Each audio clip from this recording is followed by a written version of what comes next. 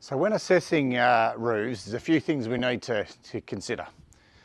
We need to consider the type of trees that are around, the vicinity of the trees, how close the trees are to the gutters and to the building, and probably with the trees, the type of debris and whether it's fine or heavy is something that we also need to take into consideration.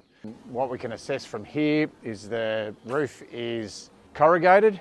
The pitch of the roof, which we'll take into consideration soon.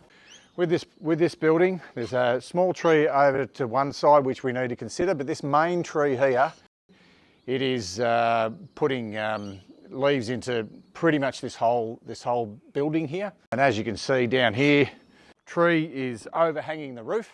We'll also see that there's a branch that's broken and fallen off, so that's something that we need to understand that may happen in the future. You can see that these are pretty much growing into the gutter. Before we would start anything here, we would need to trim back because that'll get in the way of the installation. Might or might not be able to see, there's some quite fine debris coming from this type of tree, so really need to consider a fine mesh so that you can make sure that you can keep out all the debris.